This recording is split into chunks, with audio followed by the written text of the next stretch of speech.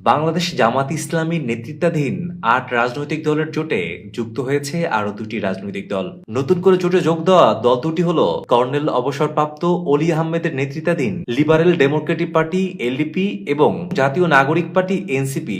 এর ফলে জোটটির মোট শরিক দলের সংখ্যা বেড়ে দাঁড়ালো ১০-এ। ২৮ ডিসেম্বর রোববার বিকেল ৫টার দিকে রাজধানী জাতীয় প্রেস ক্লাবে আয়োজিত এক সংবাদ সম্মেলনের মাধ্যমে আনুষ্ঠানিকভাবে নতুন দুই দলের নাম ঘোষণা করা হয়। সংবাদ সম্মেলনে উপস্থিত সাংবাদিকদের সামনে এই ঘোষণা দেন জামাত ইসলামের আমির ডক্টর শফিকুর রহমান।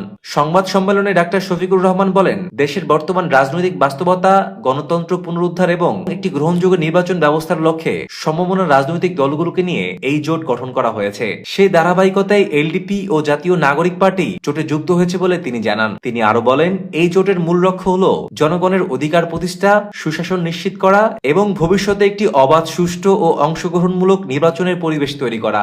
নতুন দলগুলোর সঙ্গে আলোচনা ও মত বিনিময়ের মাধ্যমেই এই সিদ্ধান্ত নেওয়া হয়েছে। সংবাদ সম্মেলনে জোটের অন্যান্য নেতারাও উপস্থিত ছিলেন। তারা জানান, আগামী দিনে জোটের কার্যক্রম আরো বিস্তৃত হবে এবং যুগপৎ আন্দোলন সহ বিভিন্ন রাজনৈতিক কর্মসূচি গ্রহণ করা হবে। এর আগে জামাত ইসলামী নেতৃত্বাধীন এই জোটে থাকা ৮টি রাজনৈতিক দল হলো বাংলাদেশ জামাত ইসলাম, ইসলামী আন্দোলন বাংলাদেশ, বাংলাদেশ খেলাফত আন্দোলন, বাংলাদেশ খেলাফত মজলিস, নিজামী ইসলাম পার্টি, জাতীয় গণতান্ত্রিক পার্টি এবং বাংলাদেশ ডেভেলপমেন্ট পার্টি। নতুন করে এলডিপি ও জাতীয় নাগরিক পার্টি যুক্ত হয় জোটের সাংগঠনিক শক্তি আরো বাড়বে বলে নেতারা আশাবাদ ব্যক্ত করেন।